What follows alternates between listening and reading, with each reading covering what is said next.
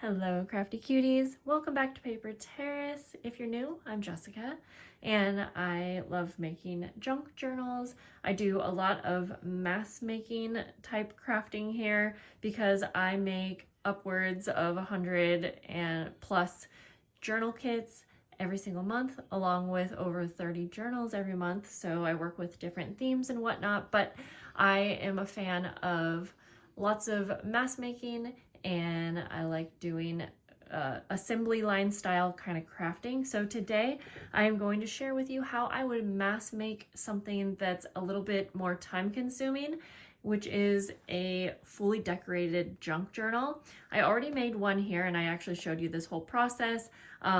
So I can put the video down where I created this with you, but it took many hours, and today I'm going to make the other three in a mass make assembly line style type of way with many lazy junk journaling hacks.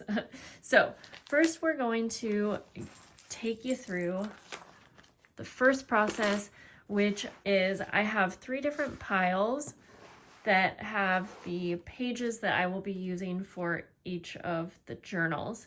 And I'm going to get started. I already counted to make sure that I have the right number of pages, but I'm going to get started with folding and putting the signatures together. I try to do this as organized as I possibly can. So I'm going to just start with one pile and move on to the next. And essentially, I already went through here to double check, make sure I knew how many pages I had, and I need about 20 full pages. And so I also know what kind of variety of pages, and I kind of copied that. I'm going to go through my first pile here and I have everything already cut down. So that is the first step, is to go ahead and just start by creating your signatures. I'm not going to do any binding or sewing them together. I like to do all of my decorating prior to that. So I will see you back here when I have all of the signatures put together for each of the 3 journals.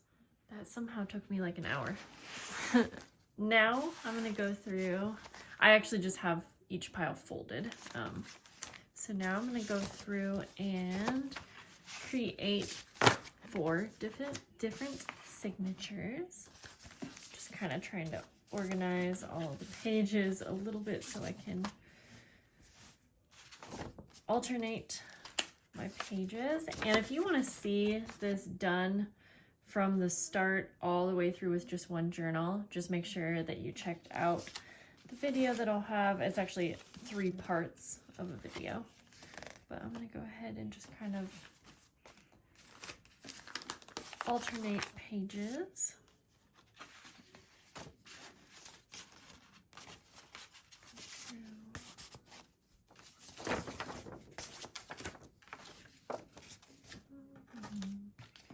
Let's see here, go like that. 3 of the signatures, and then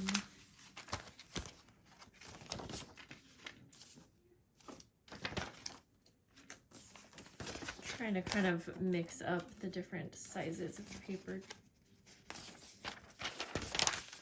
I'm gonna fold this that way instead.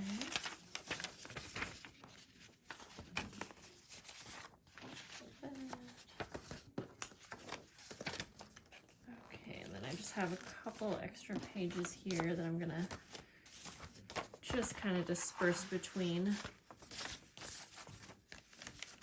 pages here, or my signatures here.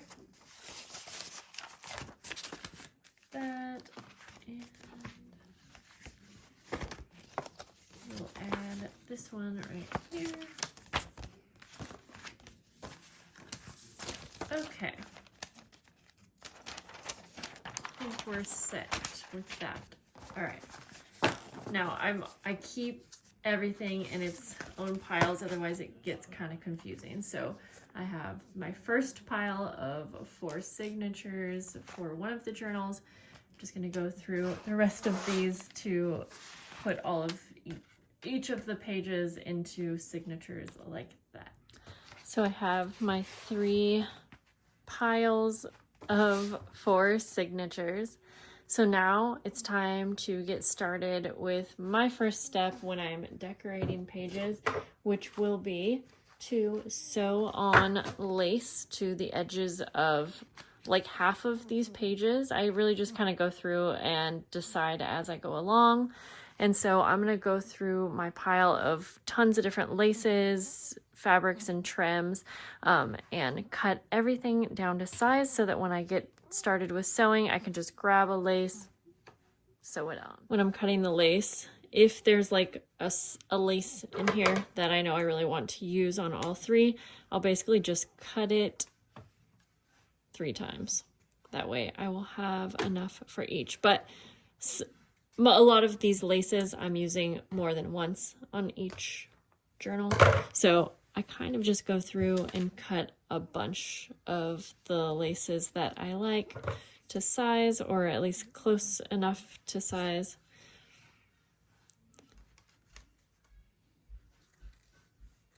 And I'll just go through an entire journal page pile at a time.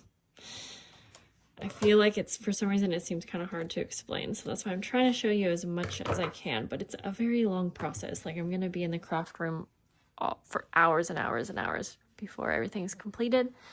And I'm trying to make it possible for you to see kind of an overview of what I'm doing. But obviously I can't have a 8-hour video up.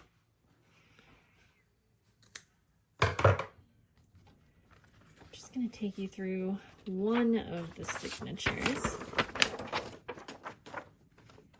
There's a few extra things that I'll do here while I'm at the sewing machine.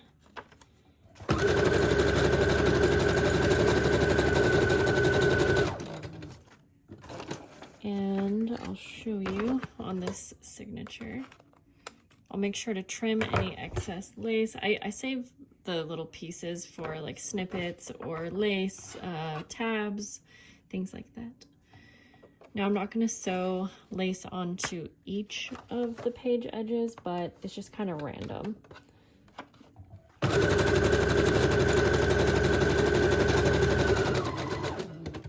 I'm mostly just going with how I feel. And I'll place that back. Take the next page. I'm just working on one signature at a time. So I'm going to skip this one, I think, for any lace.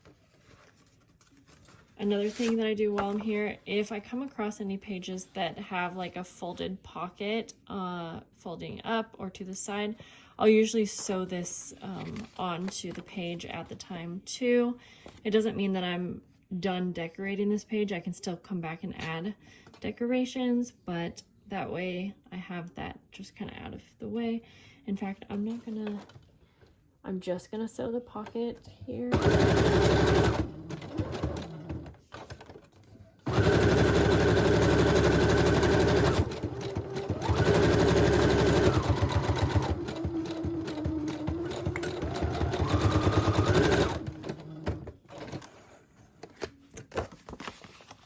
And this one I'm gonna add like a little tab of cute little paper doll. This is kind of a larger tab, but I thought it would be cute.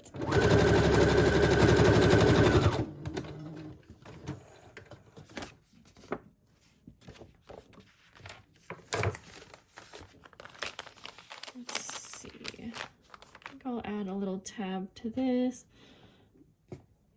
And again, a lot of times when I'm making a tab or adding a tab to a page, I am just taking my lace scraps and using those. Let's see, I'll add it to this right here.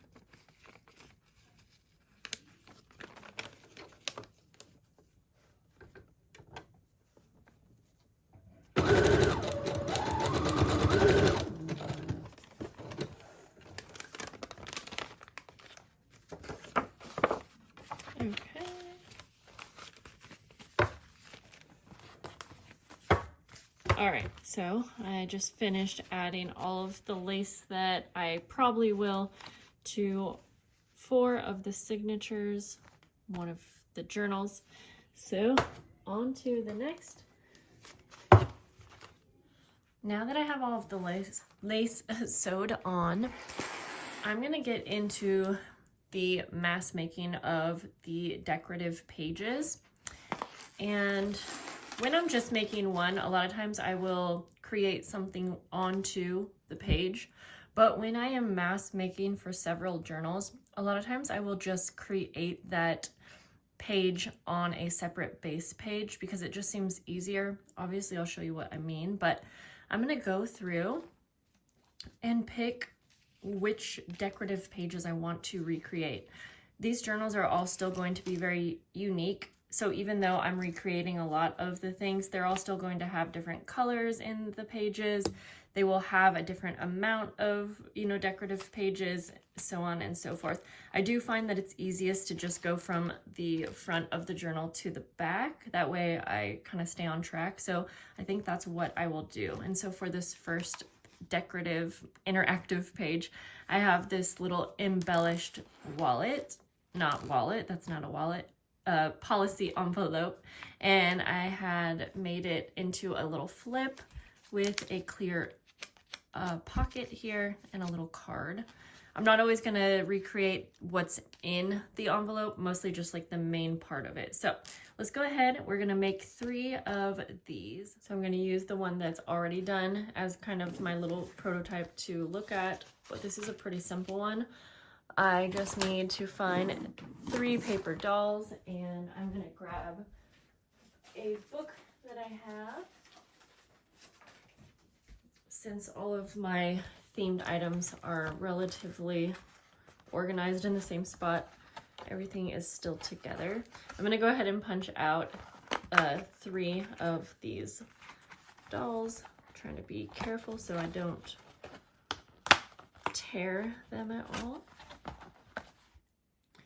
Okay, first I'm going to make the little flipping piece. And I do this all pretty simple. I don't do a whole lot of measuring here. Just need a piece of cardstock or scrapbook paper that's smaller than the height of my item that I want to flip. And then I'm just going to fold it in half. And I just like to go like that because I like how it looks. And then I'm actually going to fold it so that the pretty sides are what's visible. So now I'm just going to do that to the rest of them. I'm going to bring it closer to my face here. Okay, let's go ahead and glue on one of the flap sides. I'm not going to take you through making each and everything. I'm just kind of trying to show you how I do this. But I'm going to put this on, let's see, which side do I want visible? Yeah, I think this one. Then I didn't want to cover up the entire back here because I wanted you to have some space for like maybe secretive journaling or something like that. I did that wrong, guys. It goes this way. That's one downfall to creating things not on your page is sometimes you have to use your little brain to visualize, but there we go. Then it will flip like that. So I'm going to do that to those 2, and it just makes it a little bit easier having all of the supplies next to me. Again, they're all gonna look a little bit different just depending on which scraps I grab from and how many I have of a certain thing. I'm just gonna put like a little scrap down first. And in the original, I had a little bow, but I think I'm going to do a little flower for this one. See, because I have a lot of these, and I think, yeah, I'm just gonna actually like staple it as if it's in her hair, which I thought was kind of cute. can barely see the staples anyways. But I do want to staple on the cheesecloth. Now, these are not actually vintage, they're like a replica. And I kind of like to give it that extra vintage feel, so I love doing this. I'll take some of my Tim Holtz tape, try to find a smaller piece, or thinner piece actually. I'll just cut it lengthwise because I feel like a lot of the paper dolls that you would get this day and age would have some kind of taping happening because something, you know, fell off or whatnot. And so, like, I'm actually just gonna pretend like this is supposed to be here. Hope that makes sense. I don't need as big of a piece as I thought I did. I'm gonna just do that here too. Like, I mean, you could do it in random spots, but obviously I'm trying to think of like where a leg would have bent and needed some extra reinforcement. And I kind of think like the messier the better, honestly, but whatever. I actually had to tape on one of the necks because it was getting bent, so something like that. All right, I'm just gonna finish decorating these, and then I'm just gonna keep going through page by page and recreating all of what I want to recreate. Now, I decorated the first one like ultra decorated. That's not really probably how much I am planning to do for the future journals of this tier. So I'm just going to do as much as I feel is a good amount, but I will come back and check in with you guys when I'm getting closer to being done with the recreations. Wanted to mention another reason why following like a prototype or creating this way saves time is that you don't have to use your brain to think about all of the final details that make these types of handmade projects really special, because you already have it thought out for you. So as I was finishing this, I realized that I had put some stenciling detail, which I just think adds a lot. So it's just so simple because, again, I don't have to think it through. And then even down to grabbing my clear adhesive pocket with the card, I'm just gonna set these, kind of stack them like that, set it aside, move on. I've been creating some of the additional things that are in the pockets as well, so that when I get to the end, I'll have just a pile of pre-made things that I'm just gonna quickly put into the other 3 journals. Okay, I woke up at 5:30 a.m. so I can get some work done and get these journals done before my kids get up. I have my pile of, you know, decorated pages ready to go. To make this easier for filming, I'm gonna go through and take one of each of everything. I'm not gonna show you me putting them on 3 different journals, but so I'll just go through here. I'll just do that with you. These are everything turned out super cute. I did some of these on a live stream, actually.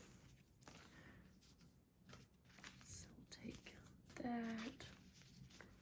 This part will go pretty quick.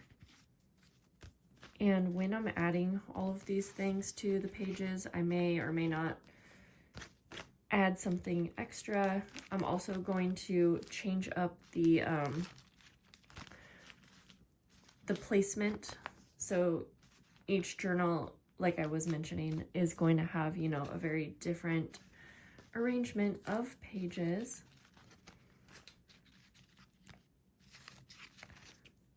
Okay. This is honestly a lot for a journal, and it's gonna look lovely. Okay, and that right there. So we'll do that. Let's go through. I do want to start off by thinking what I want my cover page to be, because then everything else, I feel like the placement is not as important. And I'm loving this children's book page here, so I kind of think I want this to be the background, but then I have to decide kind of which, ooh, that's already pretty cute, which decorations I want. There's another one that was kind of calling the name right here. Love how these turned out. So this would definitely cover up a good amount of the page, but you can still see the page. So I think I'm gonna go with this one. I really like how that looks. So now, basically I am gonna go through and either glue, staple, or I might sew on a couple of these things, but most of them will just get glued down to the page. And then of course I will have to go back and fill any pockets and do any last minute details, but I am following the same kind of routine that I do when I'm making a single journal. So I will go back and do that. Now I'm just gonna evenly put these in here, make sure that nothing's upside down. I think that was like that. Go, this would be fun for this page. If we put it over here, I can glue it on as a little side pocket. So I'm just gonna glue the top, the bottom, like that. Yes, cute.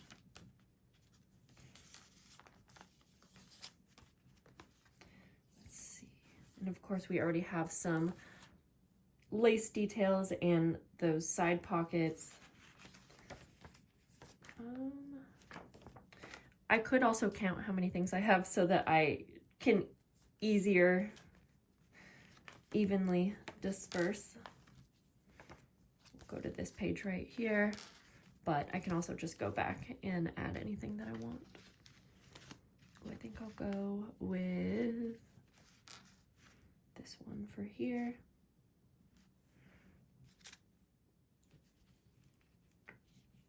Just gonna glue this one all the way down since I have a complete back on these pockets. Oops.